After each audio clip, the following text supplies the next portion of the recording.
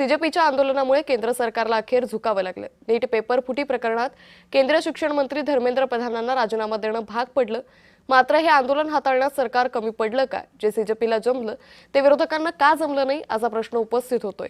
याच पार्श्वभूमीवर सामनाचे कार्यकारी संपादक आणि खासदार संजय राऊतांनी उद्धव ठाकरेंची रोखठोक मुलाखत घेतली आहे। पाहूयात। नमस्कार। देशामध्ये कालपर्यंत भयान शांतता होती।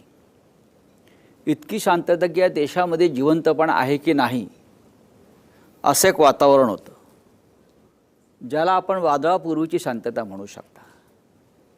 पण अचानक एक वादळ या देशामध्ये निर्माण झालं आणि त्या वादळाचा केंद्रबिंदू प्रधानमंत्री नरेंद्र मोदी यांच्या घरापासून अर्धा किलोमीटरवरचं जंतर मंतर, देशातल्या तरुणांच्या विद्रोहाचं ते केंद्र बनलं, संतापाचं केंद्र बनलं। आणि या वादळामुळे सारा देश आज ढवळून निघाला, पेटून निघाला। आणि ह्या वादळापुढे या देशातले चाणक्य म्हणून घेणारे नेते, विष्णूचे अवतार म्हणून घेणारे नेते हे निष्प्रभ ठरले। याच्याबरोबर दुसरं एक वादळ निर्माण झालं, ते म्हणजे राम मंदिर। अयोध्येतलं जे राम मंदिर आहे त्या राम मंदिराच्या लुटीचा विषय हा सुद्धा तेवढाच गंभीर आहे।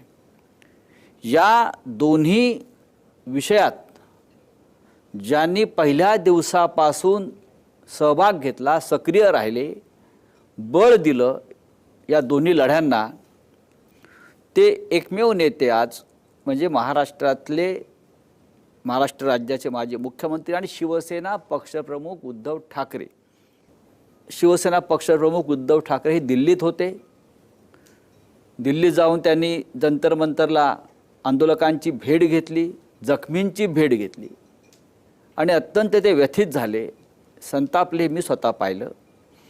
आज ते आपल्याबरोबर या सामनाच्या स्टुडिओमध्ये चर्चेला आहेत। उद्धवजी नमस्कार। नमस्कार। उद्धवजी, आपण राजधानी दिल्लीमध्ये होता, देशाची राजधानी आहे आणि देशाची राजधानीतून आपण एक देश आपल्या नजरेने प्रत्येक नेता पाहत असतो। तुम्ही काल काय पाहिलं? गेल्या अनेक वर्षांपासून देश जे भोगत आला, देशाची फसवणूक झालेली आहे। दरवेळेला चांगल्या गोष्टीसाठी देश मतदान करत असतो। 2014 पासून आत्तापर्यंत देशाला नुसती प्रलोभनं दाखवली गेली आणि प्रत्यक्ष पदरात काही पडलेलं नाही आहे। आपण जे मगाशी म्हणालात की जो एक उद्रेक आहे, हा उद्रेक केवळ नीट परीक्षेच्या पेपर फुटीचा नाही आहे, तर हा उद्रेक गेल्या 10 ते 12 वर्षामध्ये जी फसवणूक या देशाची केली गेलेली आहे त्याबद्दलचा हा असंतोष आहे। आणि आत्ता खरं म्हणजे जनतेच्या रूपाने विष्णूने अवतार घेतला आहे असं मी काल बघितलं। हा विष्णू आहे देश वाचवण्यासाठी, धर्म वाचवण्यासाठी। धर्म म्हणजे केवळ हिंदू मुसलमान असा नाही आहे, माणुसकीचा धर्म हा वाचवण्यासाठी जे रस्त्यावरती उतरलेले तरुण आहेत त्यांच्यासोबत त्यांचे आईवडील आणि आजी आजोबा सुद्धा आहेत। म्हणजे हा विष्णूचा अवतार आहे जो देश वाचवण्यासाठी यांनी जन्म घेतलेला आहे। उद्धवजी, आणि आपण पाहिलं असेल, आपण चिंता व्यक्त केली की दिल्लीच्या अनेक रस्त्यावर हा संपूर्ण, ज्याला तुम्ही जे म्हणता, हा तरुण अत्यंत संतप्त काही लोक त्याला झुरळ म्हणतात। हो, झुरळ म्हणतात, कॉक्रोच म्हणतात। होय, पण हा ज्या पद्धतीनं तो दिल्लीच्या रस्त्यावर संतप्त होऊन वावरत होता, फिरत होता, पोलिसांशी संघर्ष करत होता, हे योग्य आहे का? एक गोष्ट मला मुंबईपासून दिल्लीपर्यंत लक्षात आलेली ती म्हणजे ही सर्व जनता भीतीच्या पलीकडे गेलेली आहे। भीतीची बंदूक त्यांच्या कपाळावरती किंवा मस्तकावरती आत्तापर्यंत या सरकारने जी रोखली होती, ती बंदूक आणि ती बंधनं जुगारून आताही स्वतःच्या जीवाची पर्वा न करता रस्त्यावरती उतरले। आणि का उतरणार नाही याचं कारण असं की 2014 पासून एका भोळ्या अपेक्षेने, भाबडेपणाने ज्यांना पाठिंबा दिला त्यांनीच पाठीत वार केल्याची भावना या जनतेच्या मनात आहे। आणि बघा ना तुम्ही, प्रत्येक ठिकाणी नकार घंटाच आहे. रोजगार मिळत आहेत का? नाही. रोजगार मिळत नाही आहे. महागाई कमी होते का? नाही. पेट्रोलचे भाव कमी झालेत का? गॅसचे भाव झालेत का? नाही. पेट्रोलमध्ये आता इथेनॉलचं मिश्रण म्हणजे त्याच्यात सुद्धा भेसळ व्हायला लागलेली आहे. रस्त्यावरती खड्डे पडत आहेत, पूल पडत आहेत, पक्ष फोडले जात आहेत, दानपेट्या म्हणजे राम मंदिराची पेटी दानपेटी फोडली जाते, फोडली म्हणजे लुटली जाते, पेपर फुटत आहेत. म्हणजे या सरकारला कशाचीच काही पडलेलं नाही आहे. म्हणजे सरकार अपयशी आहे किंवा सरकार पूर्णपणे किंवा सरकार लुटारूच्या भूमिकेत आहे, नक्की तुम्हाला काय म्हणायचं आहे? सरकार म्हणजे शेवटी काय, सरकारी एक यंत्रणा आहे, व्यवस्था आहे. ज्यांना ती व्यवस्था यंत्रणा चालवता येत नाही अशा लोकांच्या हातात हे सरकार आहे. हे देशाचं दुर्दैव आहे आणि त्याच्या विरुद्ध आज जनता पेटलेली आहे.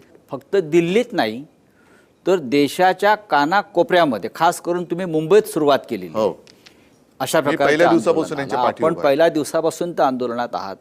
या देशाची तरुण पिढी त्यांच्या भवितव्यासाठी रस्त्यावरती उतरली आहे आणि ती या देशाची शिक्षण पद्धती आणि शिक्षण व्यवस्था कोलमडली आहे. हे या आंदोलनाचं मुख्य विचारधारा किंवा केंद्र आहे. एक तर बाकी कोणते विषय घेत नाही.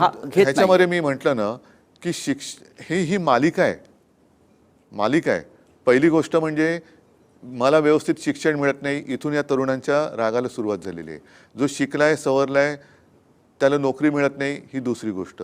नोकरी मिळाली तर घर चालवायला पगार पुरत नाही, ही तिसरी गोष्ट. त्याच्यानंतर मी ज्याला मत देतोय तो जागेवरती राहत नाही आहे, तोच मला फसवतोय. स्वतःचे विकास होत आहेत पण मला साधी रोजीरोटी मिळत नाही आहे आणि त्याच्यावरती मीठ चोळलं जाते. ते असं आहे, पंतप्रधानांकडनं सांगितलं जातं की 80 देशात साधारणतः आता किती 150 कोटी असतील लोक, त्यातल्या 80 कोटी लोकांना हे फुकट रेशन देतात. म्हणजे तुम्ही त्या उपकार करतात का? कोणाला तुमचं काय फुकट नको आहे, त्यांना कष्ट करण्याची त्यांच्यात धमक आहे. त्या कष्टाला फक्त तुम्ही व्यवस्थित मान द्या, सन्मान द्या. आणि अशी मुलं जेव्हा रस्त्यावरती उतरतात त्यांची कॉकरोच म्हणून हेटाळणी केली जाते. अशी लोक काय लायकीची आहेत? ज्यांना म्हणजे तरुणांना कॉकरोच म्हणणारी लोक काय लायकीची? ही हेटाळणी या देशाच्या मुख्य न्यायाधीशांनी केली आहे. हो, पण ही अयोग्य आहे. कॉकरोच म्हणजे म्हणून मी म्हटलं ना की आपल्या देशाच्या स्वातंत्र्य संग्रामात अनेक क्रांतिकारिकांनी आपलं शहीद झालेत, जीव दिलाय, प्राण दिलाय. कोणासाठी दिला? काय वय होती त्यांची? ही जेनझीच म्हणजे याला आपण आता जेनझी म्हणतो, तेव्हा तो शब्द नसेल मला माहिती नाही, कारण मी नव्हतो त्या काळामध्ये, आपणही नव्हतो. पण त्यांनी त्यावेळेला जर का देशाच्या स्वातंत्र्यासाठी घरादाराची प्राण्याची पर्वा न करता आहुती दिली असेल तर त्यांनी जीव दिला नसता, प्राण दिले नसते, ते शहीद झाले नसते तर ही खुर्चीची ऊब तुम्हाला उभवायला मिळाली असती का? म्हणजे हा त्यांचा अपमान आहे. छत्रपती शिवाजी महाराजांनी 17व्या वर्षी तोरणा जिंकला, ज्ञानेश्वरांनी ज्ञानेश्वरी लिहिली. मग त्यांचं कर्तृत्व हे तुमच्यापेक्षा कित्येक पटीने मोठं आहे. तुम्ही फक्त खुर्चीवर बसलात म्हणून आदरणीय असं नाहीये. नाही, ह्याला असं तुम्हाला खुर्चीबद्दल आदर जरूर आहे, पण त्या खुर्चीवर अशिक्षित लोक बसल्यामुळे खुर्चीचा मान वाढेल अशी वर्तवणूक जर कोण करणार नसेल तर त्याचा आदर कोणी ठेवणार नाही. या देशाचं आत्ता सुद्धा जे काही मी वाचलं की काल त्यांच्यासमोर परवा जो काय लाठी हल्ला झाला, आपणही माझ्यासोबत होतात. अगदी एक मुलगी वेवळून सांगत होती, आक्रोश करत होती, म्हणजे उद्वेग होता की तिचे कपडे फाडले गेले. हो, मुलींना मारहाण करण्यात आली, अनेकांना काठीला खिळे लावून मारले. ह्याच्यामध्ये काही त्यांचे गुंड घुसवले जे सिव्हिल ड्रेसमध्ये होते पण त्यांच्या हातात पोलिसांचे दांडुके होते. म्हणजे मुलींना कशा पद्धतीने वागवलं, कशा पद्धतीने लाडक्या बहिणी किंवा लाडक्या मुली आहेत त्या सरकारच्या. ते व्हिडिओ सादर करू पाहत असताना कोर्ट सांगते आम्हाला पाहायला वेळ नाही. कोण आहात तुम्ही? कोण आहात? तुम्ही कोणासाठी बसल्यात तिकडे? हा प्रश्न विचारायचा नाही. म्हणजे तुम्हाला कुत्र्यांसाठी मांजरांसाठी सुमोटो सगळं करायला वेळ आहे, पण देशाच्या भविष्यासाठी त्यांच्यावरती होणाऱ्या अत्याचारांचे व्हिडिओ बघायला तुम्हाला वेळ नाही. म्हणजे धृतराष्ट्र झालात की काय तुम्ही? हे तुम्ही देशाच्या न्याय व्यवस्थेविषयी म्हणताय. होय, द्रौपदीने धृतराष्ट्राकडे न्याय मागण्यासारखं झालंय का आता? मग कशाला चंद्रचूडाने त्या न्यायदेवतेच्या डोळ्यावरची पट्टी काढली होती? का काढली? तुम्हाला काय वाटतं? आता काढून तरी काय उपयोग आहे? जर तुमच्या डोळ्यादेखत सगळं घडूनही तुम्ही ते डोळे झाक करणार असाल तर त्या न्यायदेवतेने ती म्हणेल मला परत पट्टी बांधा. हा देशातल्या जनतेचा अपमान आहे आणि तो कोणी करता कामा नये. सगळं त्यांच्याबद्दल काही बोललं तर लगेच हक्कभंग होतो किंवा मानहानी होते, पण माझ्या देशाच्या भविष्याशी तुम्ही टिंगल करताय, ही देशाची मानहानी आहे. उद्धव साहेब, आपण पाहिलं असेल की देशाच्या सीमेवरच्या अनेक राष्ट्रांमध्ये, मग नेपाळ असेल, बांगलादेश असेल, पुढे लिबिया असेल, तिकडे सुद्धा जेन झी रस्त्यावरती उतरलं आणि त्यांनी सत्ता बदल केला. ही ताकद आहे त्यांची. आणि तेव्हा आपल्या देशाची भावना होती अनेकांची की आपल्याकडे हे कधी होईल, आपल्याकडे हे कधी होईल. बघा, आज ते आपल्याकडे तुम्हाला होताना दिसतंय का? शेवटी हे व्हावं अशी कोणाची काही इच्छा नसते. या टोकापर्यंत या तरुणांना जाण्याची वेळ यावी ही कोणाचीच इच्छा नसते. साधी गोष्ट होती, किंवा साधी गोष्ट ह्यापुरती मी म्हणेन की परीक्षेचा अभ्यास करून जेव्हा एखादा मुलगा किंवा मुलगी परीक्षेला जाते आणि त्याच्यानंतर तिला पेपर दिल्यानंतर कळतं की पेपर फुटलाय. आता जवळपास 20-22 मुला-मुलींनी आत्महत्या केल्या. त्यांचे पालक त्याच्यामध्ये होते होते ना. अनेक म्हणजे काही मुलांनी तर परीक्षेच्या टेन्शननी आत्महत्या केले. मग तुम्ही त्यांच्या भावनेची किंवा त्यांच्या त्रासाची कदर करणारच की नाही? आणि एवढं शिकल्यानंतर सुद्धा जर त्यांच्या कपाळी बेकारीचा सोटाच येणार असेल तर मग काय भविष्य काय?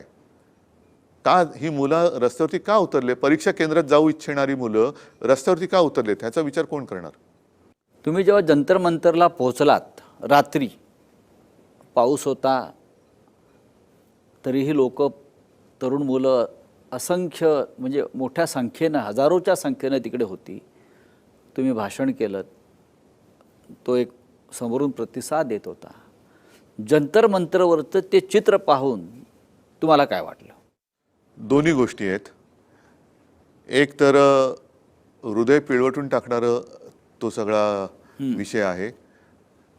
मात्र त्याचबरोबरीने समोर जो काय सगळा तरुण वर्ग होता, म्हणजे देशाचे भाग्य विधाते होते, त्यांच्यातली हिंमत बघून एक मला पण वाटलं की देश जिवंत आहे, देश जिवंत आहे. आणि हा जिवंतपणा जोपर्यंत देशात आहे तोपर्यंत आपल्या देशावरती हुकुमशाही येऊ शकत नाही, हा एक विश्वास मिळाला. धर्मेंद्र प्रधान असं म्हणतात, तुम्ही ज्याला जिवंतपणा म्हणताय की या जिवंतपणा नसून हा अतिरेकीपणा आहे आणि गुंडागर्दी आहे. हा धर्मेंद्र आहे. हा धर्मेंद्र प्रधान आहे. बरं, ह्याच्यात धर्म कुठे? म्हणजे हे नुसते जसं शिवसेना प्रमुखांच्या भाषेत ह्यांच्या पार्श्वभागावरती रेषा उमटल्यात म्हणून हे खुर्चीत बसलेत, नाही ते लायकीचे नाही आहेत त्या खुर्चीत बसायला. तुमचं काय म्हणणं आहे? राजीनामा नाही, ही धर्मेंद्रनी द्यावा की नरेंद्रनी द्यावा? सगळे द्र आहेत त्या सगळ्या द्रहनी द्यावा. अच्छा, कारण ते द्र जे आहेत ते जनतेशी द्रोह करतायत. त्याच्यामुळे देशाला दारिद्र्य येऊ नये एवढीच इच्छा आहे, अपेक्षा आहे. उद्धवजी, हे 12 वर्ष सरकार राज्य करत आहे, 12 वर्ष, आणि 12 वर्ष जनता एका दबावाखाली किंवा एका अंधभक्तीखाली या देशात जगत राहिली. 12 वर्षात हे जे काल तुम्ही चित्र पाहिलं जंतर मंतर आणि देशामध्ये, हे चित्र कधीच दिसलं नव्हतं. आणि अचानक भूकंप व्हावा आणि जमिनीतून लाव्हा वर उसळावा, हा विष्णूचा अवतार आहे, मी बोललो ना. हां, आपण जे म्हणताय, पण तुम्हाला वाटतं लोकांचं भय संपलं की जनता झोपली होती? नाही, लोकशाही झोपली होती. बघा, मी तुम्हाला सांगतो की हे राज्यकर्ते निर्दयी आहेत पण जनता दयाळू आहे. आणि म्हणून जे आपण म्हणतो ना की जनतेची स्मरणशक्ती ही काय शॉर्ट असते, तसं नाहीये. लोक बघत असतात पण लोक म्हणतात ठीक आहे, जाऊ दे, पण किती जाऊ दे? ते जाऊ दे करताना सगळंच जायला लागलं. त्यावेळेला मग जनता रस्त्यावरती उतरते. त्याच्यामुळे जनता झोपलेली नसते, पण झोपल्याचं सोंग घेणारे सत्ताधारी जेव्हा येतात तेव्हा जनतेला आसूड हातात घ्यावा लागतो. ही क्रांतीची ठिणगी आहे. होऊ शकेल जर वेळेमध्ये काही उपाययोजना केली नाही तर ह्या देशामध्ये भयानक परिस्थिती उद्भवू शकते. आणि एकदा का हा तरुण रस्त्यावरती उतरला की तो त्याचं जे काय म्हणणं आहे ते पूर्ण केल्याशिवाय थांबणार नाही, ही मला एक चिंता वाटते देशाची. उद्धव साहेब, अभिजित दिपके नावाचा एक तरुण, एक मराठी तरुण, हो, महाराष्ट्रातला, हा अमेरिकेत शिकत होता, शिकागोला, आणि तिथे सरन्यायाधीश सूर्यकांत यांचं जे झुरळा संदर्भातलं वक्तव्य आहे, तरुणांना त्यांनी बेरोजगारांना कॉक्रोच म्हटलं, झुरळ म्हटलं, त्यानंतर तो तरुण संतप्त होतो, विद्रोह करतो आणि हिंदुस्थानमध्ये येऊन एक आंदोलन सुरू करतो आणि त्याला तरुणांचा प्रचंड पाठिंबा मिळतो, जे आतापर्यंत गेल्या 12 वर्षामध्ये कोणत्याही विरोधी पक्षाला करता आलं नाही. हे आपल्या सगळ्या विरोधी पक्षाचं अपयश आहे असं आपल्याला वाटत नाही का? आहेच ना, नक्कीच आहे. विरोधी पक्ष म्हणजे मी केवळ सत्ताधाऱ्यांना दोष नाही देणार, विरोधी पक्षांना पण देणार. आणि म्हणूनच मी मध्ये माझं एक मी कुठेतरी बोललो आहे की देशाच्या जनतेचा राजकारण्यांवरचा विश्वास आता उडालेला आहे. कारण शेवटी स्वतःच्या स्वार्थासाठी पक्ष फोडले जातात. आज हे धर्मेंद्र प्रधान असतील, इतर सगळे असतील, अगदी गृहमंत्री अमित शहांचं सुद्धा हे अपयश आहे की जे पक्ष फोडण्यामध्ये त्यांचं सत्ता कारण सगळं करतायत.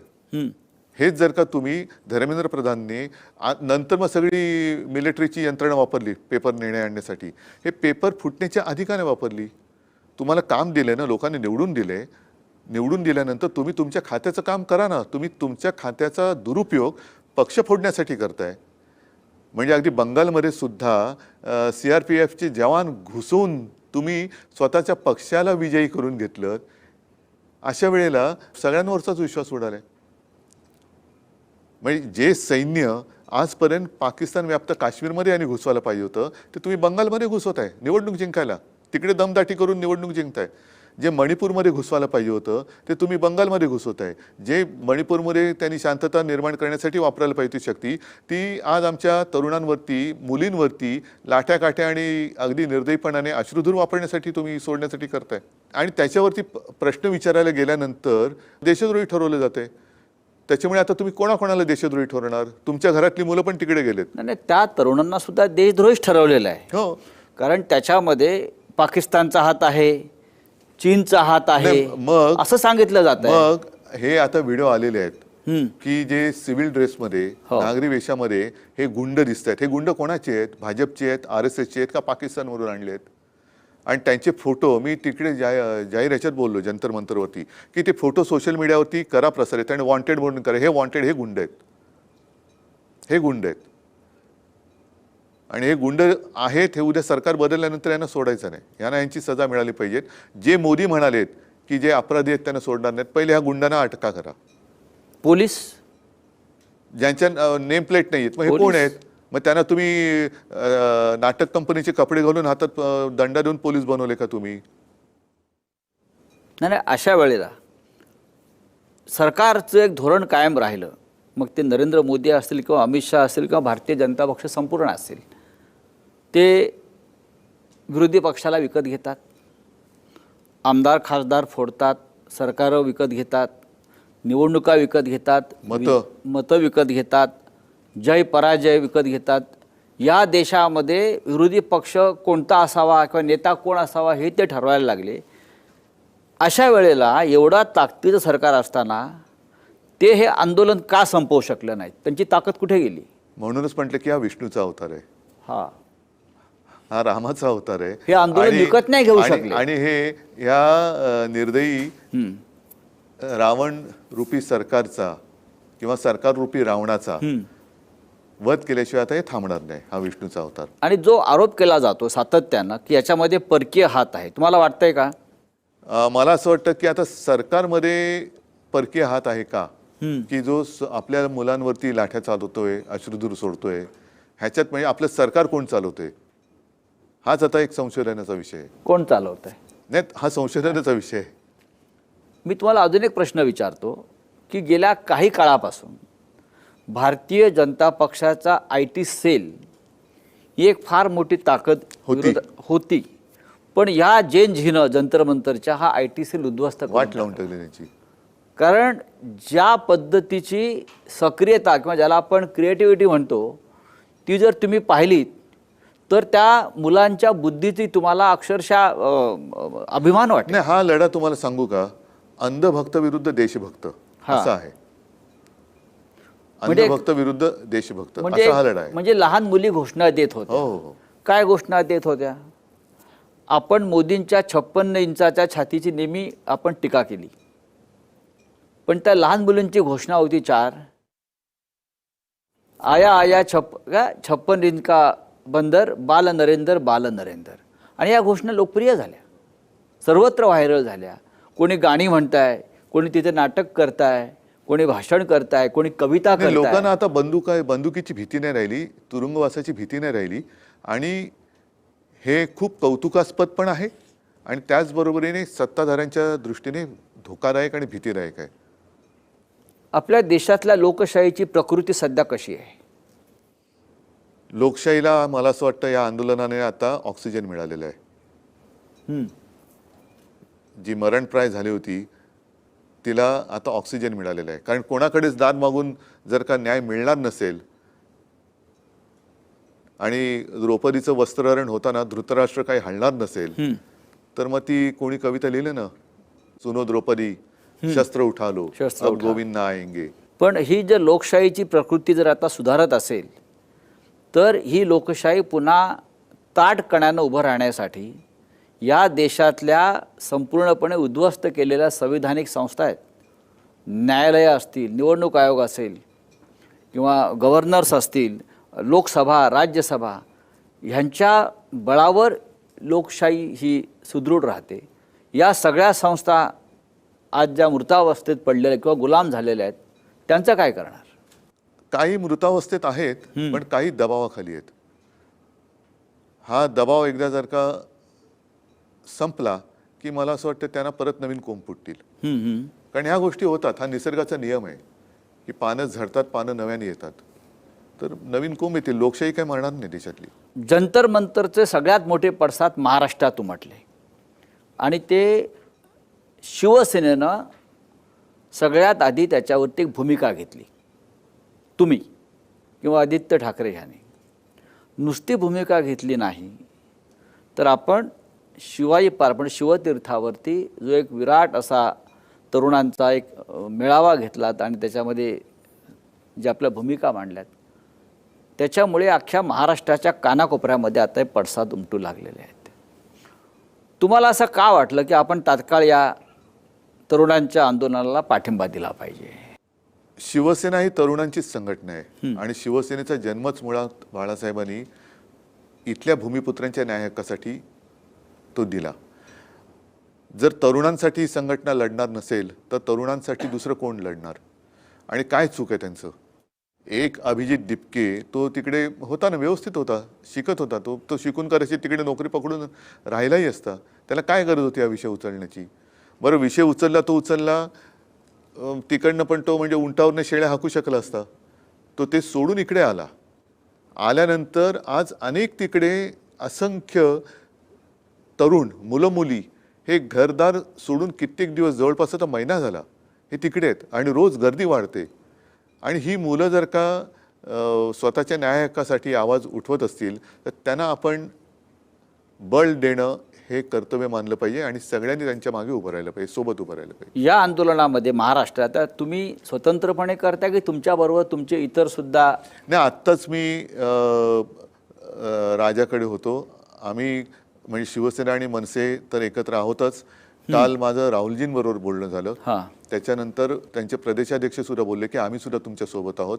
मी इतर राज्यातले काही नेत्यांशी सुद्धा बोललेलो आहे, ते सुद्धा त्यांच्या त्यांच्या परीने हे सगळं करतायत.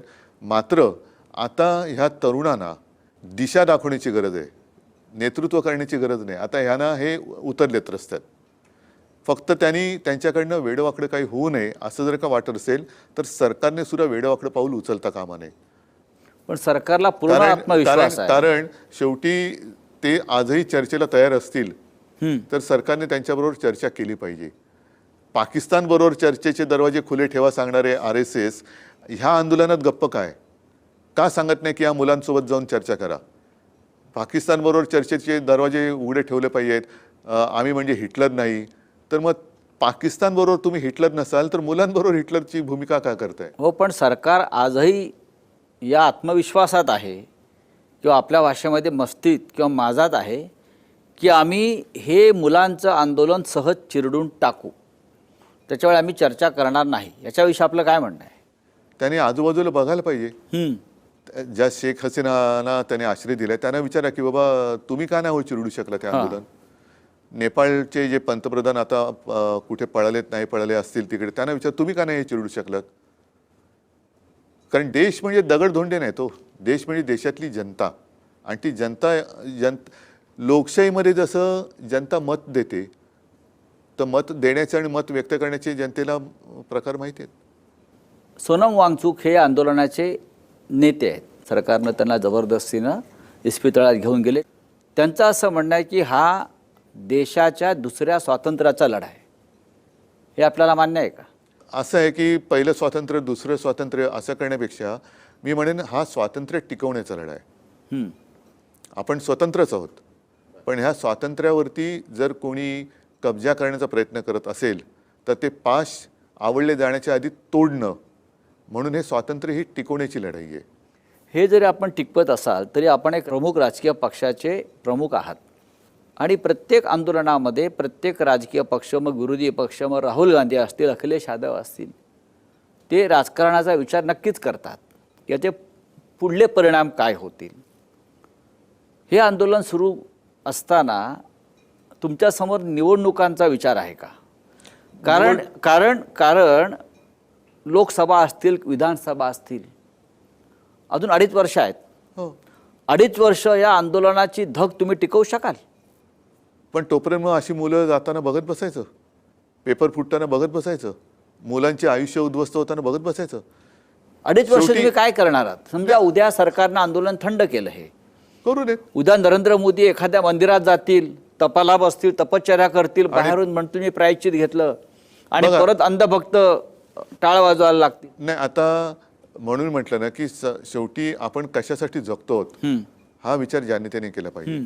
जर मी जनतेसाठी लढत असेन तर मी निवडणुकीचा विचार न करता मुलांच्या न्याय हक्कासाठी रस्त्यावरती आलं पाहिजे किंवा त्यांच्यासोबत राहिलं पाहिजे. आता आपण आपलं काम करावं, हे आंदोलन थंड व्हावं म्हणजे कसं की चांगल्या पद्धतीने मिटावं अशी माझी आजसुद्धा इच्छा आहे. मला असं नाही वाटत की या देशामध्ये दंगे धोपे व्हावेत, ह्या देशात हिंसाचार व्हावा, असं मला अजिबात वाटत नाही. या मुलांच्या मागणीकडे तुम्ही माणुसकीच्या नजरेने बघावं, त्यांच्यासोबत जाऊन बसावं, बोलावं आणि आंदोलन संपवावं. बघू पुढच्या वेळेला 2 वर्षांनी जे विषय असतील ते राजकीय विषय राजकारणात घेऊ. पण मुलांचं आयुष्य पणाला लावून तुम्ही राजकारण करणार असाल तर तुम्ही पापी आहात. मला माझ्या राजकारणासाठी मुलांची जीव नाही घ्यायचे. शिवसेना 60 वर्षाची झाली आणि या 60 वर्षामध्ये शिवसेनेनं अनेक आंदोलनं केली आणि ती सगळी आंदोलनाचा केंद्रबिंदू हा तरुण वर्गच होता. शिवसेना प्रमुखांनी जेव्हा पक्षाची स्थापना केली तेव्हाही ते तरुणांचेच नेते होते. या देशातल्या तरुणांमध्ये ती शक्ती परिवर्तनाची अजूनही आहे असं आपल्याला वाटतं का? हो, ती दिसते. कारण शिवसेना प्रमुख जे म्हणायचे की शरीर थकत जातं, वय वाढत जातं, पण ज्या दिवशी तुम्ही मनाने थकाल, मनाने वृद्ध व्हाल तेव्हा तुम्ही संपलात. तुमचं वय हे निसर्गाचं आहे, पण मनाचं तारुण्य टिकवणं, आणि तारुण्य म्हणजे काय की आत्ताच्या मुलांबरोबर त्यांच्या वेदना समजून घेतल्या पाहिजेत, त्यांच्या व्यथा समजून घेतल्या पाहिजेत. त्या जर का तुम्ही समजून घेत असाल तर तुम्ही त्यांचे नेते होऊ शकाल. नाहीतर तुम्ही तरुणात पण त्यांना समजूनच घेत नाही तर काय उपयोग आहे तुमच्या वयाचा? उद्धवजी, अजून एक महत्त्वाचा विषय या देशात सध्या नव्हे तर जगभरातल्या हिंदूंमध्ये खास करून हा चर्चेला जातोय किंवा त्याविषयी पण प्रचंड संताप आहे. तो म्हणजे अयोध्येमध्ये जे राम मंदिर उभं राहिलं, अनेकांच्या बलिदानातून, त्यागातून, संघर्षातून, त्या राम मंदिराच्या दानपेटीच्या 550 कोटीच्या दानपेट्या चोरीला गेल्या. राम मंदिरामध्ये देणग्यांचा अपहार झाला आणि हा अपहार जवळजवळ 13,000 कोटीचा आहे. प्रत्यक्ष रामाची किंवा राम मंदिराची ही लूट जेव्हा समोर आली किंवा आत्ता त्याच्यामध्ये सुद्धा लोक संताप व्यक्त करतात, ह्याच्यावर तुमचं काय मत आहे? राम मंदिर लुटलं गेलं, आता ह्या सरकारने नाही हे मोगलांनी मंदिर लुटलंय का असं मी विचारतो परत. नाही, आता नीटचे पेपर आणि मंदिराची दानपेटी हे मोगलांनी लुटले, पाकिस्तानने लुटले का नेहरूने लुटले? पेपर कोणी नेहरूने फोडलेत का? दानपेटी नेहरूने फोडले का? आता ह्यांचा मुखवटा गळून पडतोय. ही दोन्ही जी पापं त्यांची आहेत, म्हणजे ज्या मंदिराच्या नावाने ह्यांनी मतं मिळवली ती दानपेटी हे फोडतात, मंदिर लुटतायत. ज्या तरुणांना भविष्याची स्वप्न दाखवून मतं मिळवली त्या तरुणाईला तुम्ही चिरडतायत. ह्या दोन्ही गोष्टी ह्या भाजपच्या नासलेल्या सडलेल्या वृत्तीचं एक प्रतीक आहे. आणि केवळ राम मंदिर लुटलं नाही जाते, केदारनाथ मंदिर लुटलं गेल्याच्या बातम्या आहेत, बद्रीनाथमध्ये चोरी झालेली आहे, उज्जैनमध्ये जमीन घोटाळा झाला आहे, अयोध्येमध्ये जमीन घोटाळा झालेला आहे, इतर अनेक ठिकाणी घोटाळे झाले असतील जे अजून लक्षात नाही आलेलं. हिंदुत्व म्हणजे या देशामध्ये मी मध्ये असं म्हटलं होतं की युवा शक्तीपेक्षा बुवा शक्ती अधिक जास्त बोकाळलेली आहे. ही सगळी बुवा शक्ती भाजपच्या हिंदुत्वात सामील झालेली आहे. हो, त्याच्यामुळे ह्या बुवा शक्तीपेक्षा युवा शक्तीला किंमत द्या, ती तुम्हाला तारण. बुवा काही करू शकत नाही तुम्हाला. जंतर मंतर, ते जंतर मंतर वेगळे, हे जंतर मंतर वेगळे. जंतर मंतरनी कारभार नाही करू शकत तुम्ही. ते जंतर मंतर आता उतरले लोकांवरची. ना हा मंदिर लुटीचा विषय तुम्हाला किती गंभीर वाटतोय? अतिशय गंभीर आहे, कारण तुम्ही शेवटी मग कोणत्या आधारावरती सत्तेत आलात? आज जे आम्हाला अनाहूत सल्ले दिले जात आहेत, मंदिर लुटीचं राजकारण करू नका, तुम्ही कोण सांगणार आहे आम्हाला राजकारण करू नका सांगणार आहे? हिंदुत्वावर सल्ले देतात, हिंदुत्वावरती सल्ले देतात. तुम्ही तुमचं काम करा, आम्हाला आमचं काम करू द्या. आमच्या कामात तुम्ही ढवळाढवळ नाही करायची, आम्ही तुमच्या कामात करतो. आणि मग मंदिराचं राजकारण म्हणजे मला आठवतंय की ज्या हिंदुत्वाचा प्रचार केला म्हणून बाळासाहेबांचं मतदानाचा अधिकार बाळासाहेबांचा काढून घेतला होता. त्यांना ते निवडणूक कधीच लढवणार नव्हते, निवडणूक लढवण्याचा अधिकार काढून घेतला होता. भोगतोय कोण आज? बाबरी पाडल्यानंतर शिवसैनिकांवरती केसेस झाल्या होत्या. कोण भाजपवाला होता त्याच्यात? तेव्हा तर जबाबदारी यांनी टाळली होती. बरं, राम मंदिराचा निर्णय हा कोर्टाने दिलाय, मग का तिकडे तुम्ही बसलात? राष्ट्रपती का नव्हत्या? मग ते सगळं चांगलं आहे ते तुमचं आणि जे वाईट आहे ते पाकिस्तानचं. ह्याला काहीच अर्थ नाही आहे. त्याच्यामुळे तुम्ही आम्हाला फसवलत, धर्माच्या नावाने मतं मागून फसवलत, चांगली भविष्याची स्वप्न दाखवून तुम्ही आम्हाला इतिहासात नाही पुराणात नेलं. लोकांनी तुम्हाला मतं दिली होती ती उज्ज्वल भविष्यासाठी. अच्छे दिन आएंगे, कुठे आहेत अच्छे दिन? त्यांना अच्छे दिन मंदिर लुटणाऱ्यांना आलेच ना. या पैशातून आमदार खासदार विकत घेतले असं लोक आता चेष्टेने म्हणायला आता लागले. पेट्रोलमध्ये भेसळ करायला लागला तुम्ही, इथेनॉलची. गाड्या बिघडतायत, कष्टाने कमाई करून जे गाडी घेत आहेत, स्कूटर घेत आहेत, त्यांच्या गाड्या बिघडत आहेत. त्यांना जबाबदार कोण? बरं, ते भेसळयुक्त पेट्रोल वापरून ज्या रस्त्याने जात आहेत त्याच्यात 200 वर्ष खड्डे पडणार नव्हते, ते आता पूल पडत आहेत. खड्डे तर सोडा, पूल पडत आहेत. नाही, तुम्ही आता राम रक्षा आंदोलन सुरू केलेलं आहे. कारण राम रक्षा करणं हे आमचं काम आहे, हां. राम रक्षा बोलणं हे आमच्या मुख्यमंत्र्यांचं काम आहे. ते काम त्यांच्यावरती सोपवलेलं आहे. रामाचं संरक्षण तुम्ही करायला निघालेलं आहात. ह्याच्यावर एक टीका होते आहे की रामाचे संरक्षण करणारे तुम्ही कोण? तुम्हाला अधिकार दिला कोणी? आम्ही राम बघतो. स्पष्ट बोलायचं, राम काय तुमच्या बापाचं आहे? बापाचं आहे का? राम आमचा सगळ्यांचा आहे. आणि तुम्ही रामाच्या आडून पाप करताय. आम्ही राम रक्षक आहोत, आम्ही रामाचे रक्षक आहोत. जो राम आम्ही आमची रक्षा करण्यासाठी म्हणून त्याचा धावा करतो. आज ह्यालाच तर कलियुग म्हणतात. उद्धव साहेब, आपण जी राम रक्षा आंदोलनाची सुरुवात मुंबईतून केली आणि एकदम तुम्ही नागपूर निवडलं. एकदम नागपूर देशाच्या मध्यवर्ती ठिकाणी आहे ना. म्हणजे नागपूरला गेल्याचं अनेकांना नाही. आता मला काय झालं, आपल्याकडे ना शब्दखेळ करणारे खूप आहेत. आता त्याच्यावरनं सुद्धा मला मुख्यमंत्री म्हणाले की यांना रामरक्षा पाठ नाही आहे. नाही मला पाठ, पण म्हणून मी काय यांच्यासारखं टेलिप्रॉम्प्टर लावून रामरक्षा म्हणू? मला माझ्या मनाची जी काय गोष्ट आहे ती बोलता येते ना न वाचता. पण मी राम रक्षा करणाऱ्या लोकांचा प्रतिनिधी म्हणून तिकडे गेलेलो आहे.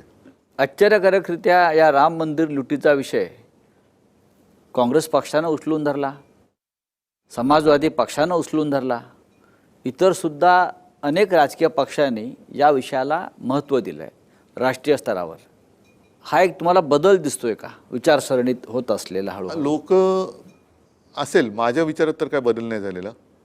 मी पहिल्यापासून आमचं हिंदुत्व जे माझ्या आजोबांपासून चालत आलेलं, माझ्या वडिलांपासून आलेलं आहे, बाळासाहेबांनी सांगितलेलं आहे, तेच हिंदुत्व घेऊन मी पुढे चाललेलो आहे. आणि बाळासाहेबांच्या हिंदुत्वामध्ये ही एक गोष्ट होती राज्यकारभाराच्या दृष्टीने. ते आता व्हिडिओ सगळीकडे फिरतायत की जर का आपलं सरकार असताना मोर्चे आले तर एका मर्यादेच्या इकडे तुम्ही अडवा पण त्याच्यानंतर त्यांच्यावरती लाठी नाही उगारायची. सामोरे जा. ज्या विषयाशी संबंधित तो मोर्चा असेल त्या विषयाचा मंत्री त्यांना जाऊन भेटेल आणि त्यांना विचारेल, मायबाप जनव बोला, काय पाहिजे, समजवा त्यांना, त्यांचं काय पाहिजे ते ऐका, हवं नको ते त्यांना नीट विचारा.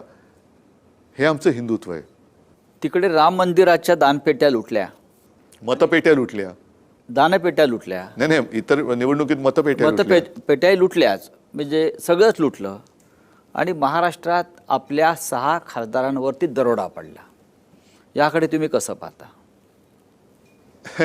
मी मगाशी म्हटलं ना की ह्यांना कारभार चालवता येत नाहीये आणि चालवायचा नाहीये. यांना सत्ता कशासाठी पाहिजे हेच कळत नाहीये.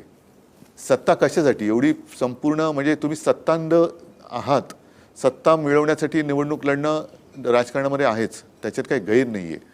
पण तुम्हाला लोकांनी मतदान केल्यानंतर त्याही पलीकडे जाऊन तुम्ही फोडाफोडी करताय. बरं, फोडाफोडी करून तुम्ही पेपर पण फोडताय, दानपेट्या फोडताय, मग कशाला मतदान? तुम्हाला बहुमत पाहिजे. बहुमत आहे ना, सरकार आहे, 12 वर्ष तुम्ही पंतप्रधान आहात. आता 12 वर्षात जवळपास मधली माझी 1-2.5 वर्ष सोडली तर त्यांचंच सरकार चाललेलं आहे गद्दारीच्या जोरावर. सरकार जे आहे, केंद्रातला असेल किंवा राज्यातला असेल, हे विरोधी पक्षाचं अस्तित्वच संपवू पाहत आहे. विरोधी पक्षांना काही कामच ते ठेवायचं बोललेच आहेत ना, त्यांचे नड्डा वगैरे तेव्हा बोललेच हो. होते. तुम्ही आमदार खासदार निवडून आणायचे आणि भाजपनं किंवा मेंढ्याने ते पळवायचे किंवा विकत घ्यायचे, असं त्यांनी एक धोरण ठरवलेलं दिसतंय.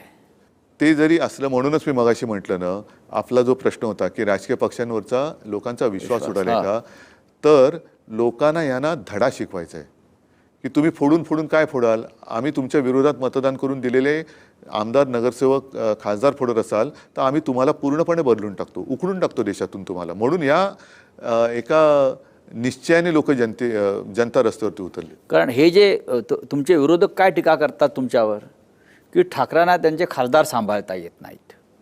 तुम्हाला तुमचा कारभार कुठे सांभाळता येतोय? तुम्हाला कारभारच करता येत नाहीये. आणि आज गृहमंत्री तरी कुठे आहेत? दिसत आहेत कुठे? नाहीच ना, महाराष्ट्रात पण नाही, देशातही नाही. पण नाहीयेत. मुला मुलींवरती अत्याचार करणारं सरकार. दिल्लीचं गृह खातं आहे कोणाकडे? जर का नीट पेपर फुटीवरनं धर्मेंद्र प्रधानांचं अपयश आपण मानलं आणि त्यांचा राजीनामा मागतोय, तर या मुलींवरती विचित्र पद्धतीने लाठीमार करणाऱ्या गृहमंत्र्याचा सुद्धा राजीनामा मागितला पाहिजे. हा जो राजकारणाला गद्दारीचा रोग जडलेला आहे, फार खोलवर तो कॅन्सर वाढत गेलेला आहे, हा कसा संपेल? त्याच्यासाठी तर या विष्णूचा अवतार उतरलाय रस्त्यावर. हा विष्णूचा अवतार आहे. अशा प्रकारच्या राजकारणाची आपण कधी कल्पना केली होती का? गेल्या काही दिवसापासून येत होती. जेव्हा शिवसेना हा पक्ष फोडला, पक्ष चोरला. हा, आता ह्याच्यामध्ये एक सांगतो तुम्हाला, शिवसेनेचं नाव आणि निशाणी हे गद्दाराला दिली. निशाणी ही गोठवली पाहिजे आणि नाव दुसऱ्याला देण्याचा अधिकार निवडणूक आयुक्ताच्या बापाला नाही. तो मी मानायला तयार नाही. हे मी ऑन रेकॉर्ड बोलतोय.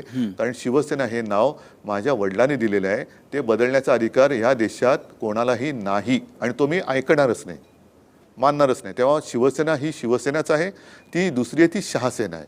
त्याला तुम्ही शहासेना द्या, नाव द्या आणि त्यांना काय तोफ द्या, अणुबॉम्ब द्या, विमान द्या राफेलचं निशाणी म्हणून, चालेल मला. याला न्यायालय किती जबाबदार आहेत? आता मधल्या काळामध्ये सगळेच म्हणतात ना की न्यायालयाने, म्हणजे हेच आत्ताचे जे सरन्यायाधीश आहेत तेच म्हणाले की न्याय नाकारणं म्हणजे न्याय नष्ट करणे, डिस्ट्रॉय करणे. कारण आता नवीन केस झाली आमची 6 खासदारांची. हो, तेच मी विचारतो. म्हणजे पहिला निकाल लागायचा आहे आणि दुसरी केस चालू झाली. या सगळ्याचा निकाल, पहिल्याचा निकाल लागत नाही. या सगळ्याचा निकाल आता ही जनता लावेल. हा जो पैशाचा खेळ महाराष्ट्राच्या राजकारणात सुरू झालेला आहे, हा इतका पैसा येतो कुठून? 50-50 कोटीला जर आमदार खासदार विकले जातात, 50 कोटी लहान रक्कम नाही आहे उद्धवजी, तुम्हालाही माहिती आहे. हा पैसा एवढा कुठून येतो? का मिसिंग लिंकमधून येतो, की खड्ड्यातून येतो, का घरी छापतात, की घरी छापतात, का पाकिस्तानातून येतो? नाही, हे एकदा लोकांना कळलं पाहिजे. तुमचं काय माहिती, हा पैसा येतो कुठून? सरकार बदलल्यानंतर पहिला शोध तोच लावावा लागेल. हा पैसा आला कुठून आणि गेला कुठे? कारण हे फार फार वाईट चाललेलं आहे. म्हणजे तुम्ही काही करा, मी तुम्हाला विकत घेऊ शकतो, ही मस्ती फार वाईट आहे. पण महाराष्ट्रात बदल घडतील असं वाटतं भविष्यात आपल्याला? माझं म्हणणं आहे की देशातच बदल होईल. बरं, एकतर भाजपने तुम्ही आशावादी आहात? एकतर भाजपने स्वतःला बदलावं, हं. नाही तर देश त्यानं बदलेल. राज ठाकरे महापालिकेत तुमच्याबरोबर होते, नंतर ते फार दिसले नाहीत. पुढल्या घडामोडीमध्ये तर रविवारी आम्ही आहोत नाही हां, अच्छा, आपण मोर्चा काढताय हो. ना, विधानसभा असतील किंवा लोकसभा हो. असतील किंवा महाविकास आघाडी असेल, इंडिया ब्लॉक काय म्हणताय? इंडिया ब्लॉक सध्या ब्लॉक झालेलं आहे. पण ब्लॉक जर झाला असलं तरी तुमच्यासारखे नेते त्या ब्लॉकमध्ये आहेत. आमचा प्रयत्न सुरू आहे. झुरळ जनता पार्टीचं भविष्य काय? बघा, शेवटी ही एक आंदोलनाची ठिणगी आहे. तुम्ही असं समजू नका लगेच की झुरळ जनता पार्टी निवडणूक लढवेल, कॉक्रोच जनता पार्टी सत्तेवर येईल. शेवटी ती आज मुलं आहेत. ते एका उद्वेगाने रस्त्यावरती उतरलेत आणि त्यांना कॉक्रोच म्हटल्याचा एक त्यांना भयंकर राग आलेला आहे. तो राग आत्ता व्यक्त होतोय.